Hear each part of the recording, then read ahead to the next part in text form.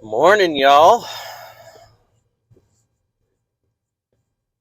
So, thought maybe I might describe what it was like to, be a soldier in basic training in Garrison, which is stateside in military bases, and deployed. See if I can remember this all. So, through basic training, I mean 8 weeks of push-ups, sit-ups, running, gas chamber, being very angry, and eating, but not getting a choice. So in the mess hall, they had two lines. They had quick line, which is like, hamburgers, cheeseburgers. And they had the regular line. They had like, meatloaf, regular meals. But you didn't get to pick. It was whichever one had the next spot open. Basic training, of course. And of course, you didn't really care because you were hungry. The same with breakfast, same with dinner. You only had like 5 minutes to eat. Wolf that stuff down. And then, the drill sergeants would pick on, say, the quote unquote weaker people in the unit or those who thought were weaker. And it definitely made them up their games. One particular example, we were doing hand to hand combat, and of course, I was 20, 25, and a buck and a quarter, something like that. So maybe even less, like 115. I can't remember. But I was the second tiniest one. First little guy was little guy. He was probably about 4 or 5 inches shorter than me, and bragged about being a wrestler for 3 or 4 years in high school. And so hand to hand combat, we were matched up, and he was apparently encouraged to do damage upon myself, not necessarily unheard of. They didn't know that I had 7 years of wrestling under my belt and had karate classes. Didn't brag about myself all the time. They didn't really mess with me after that because I beat the guy in like 30 seconds. Don't get me wrong, he was scrappy. And then they just continued to, you take on the next guy, didn't matter his weight, because, it wasn't actually wrestling, but wrestling in the sand with a couple of army moves. If you killed your opponent, you won. So I went like 4 or 5 people in, outweighed and outclassed by like 50 to 60 pounds or something like that. Guy was not small. And of course, graduation. Moving on to AIT, Advanced Individual Training, where you actually learn how to do your job, your MOS. It was a 13 Romeo. Firefinder, radar operator, attached to field artillery units. We just basically tracked where artillery rounds came from and where they were going to, and reported it on up ahead to see if they wanted to do counterfire, warn people at the target, etc., etc. The rest of that was not my decision. We just told them what we knew and what we figured out. Those radars that we used whenever I was in have since been retired. Now they use a new version, does the same thing, only better. I don't know what its capabilities are. I haven't even looked at it. Not my concern anymore. Moving on to permanent duty. I was stationed in Fort Hood, Texas. And went to the strip clubs a lot. Did a lot of drinking, a lot of smoking. I mean, we also I did spend a lot of time at Denny's right outside the post because I had friends there. that I'd met whenever we first got there.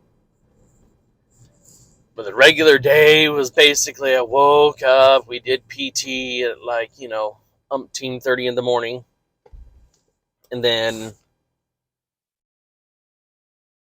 went to the mess hall for breakfast.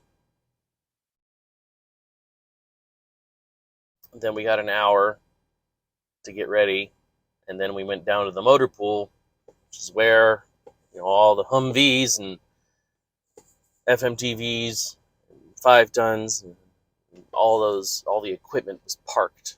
And we'd go there, we would clean it out, or sweep the floors, or get ready for FTXs, so field training exercises, where we'd actually go out there and use our equipment. We'd have to come back and wash them off, and etc. That was kind of the daily run of being in Garrison. After work to COB, all your time was yours. I often spend time in the barracks watching movies that I downloaded on my AOL account before I went and got Roadrunner high-speed internet. Man, been a few years. And then we got the notice that we were going to Iraq. I was stationed with the 4th Infantry Division. Charlie Battery, 2nd to 20th Field Artillery. Doesn't exist anymore.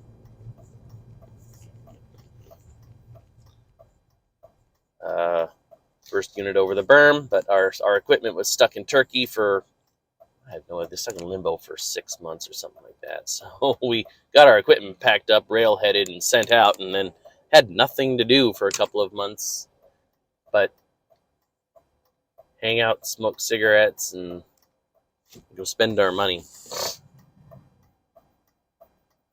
Now, getting overseas, landed in Kuwait.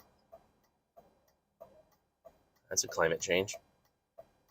Hot, sandy. That would probably be the last time for a year that I actually saw a mattress to sleep on. We had cots, yes, and as a side note, as a child, whenever we moved to Idaho the first time, I slept on a cot for quite a while with a memory foam topper on it. So honestly, sleeping on a cot with a memory foam topper was not unheard of. But we didn't have the memory foam topper yet. We did eventually. We went out to what they call the Hajis and bought sodas, ice,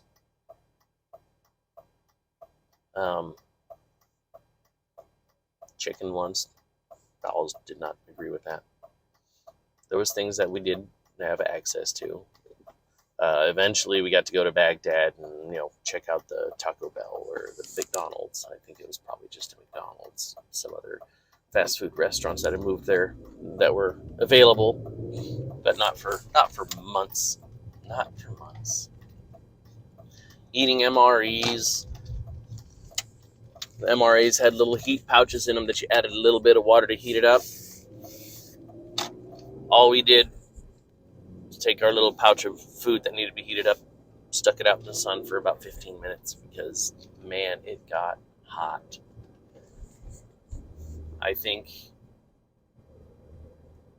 it got upwards of almost 130 degrees, and they tried to limit us to 2 liters of water a day, which, man, it's basically you sit down, you sweat, and then you drink for lunch, and then you sweat some more, and then you drink for dinner. Literally, you couldn't really do anything. And being a radar unit, we moved around a lot, reattached, reassigned to different field artillery units.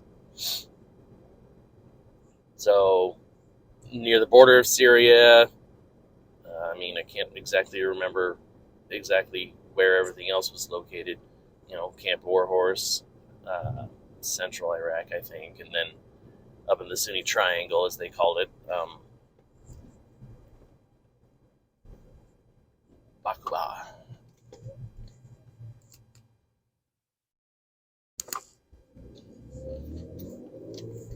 you know, watching the tracers as you're going to sleep, almost relaxing. There wasn't any tracers going around over the sky. You almost wonder what was going on.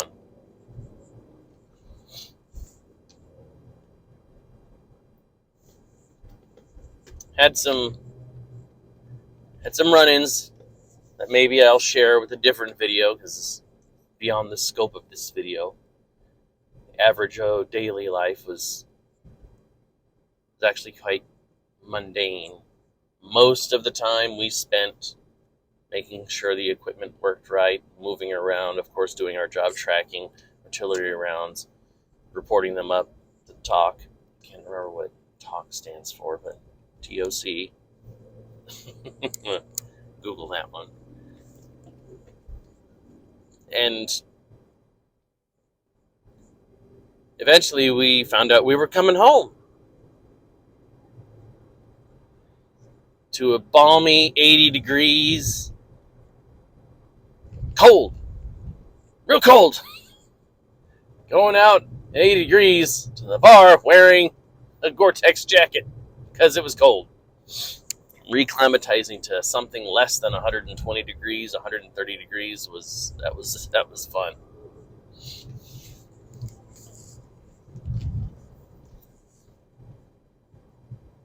So I'm sure there's probably some questions you have. I'm more than willing to answer them. Leave them in the comments below.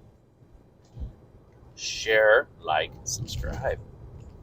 And I will see you guys next time.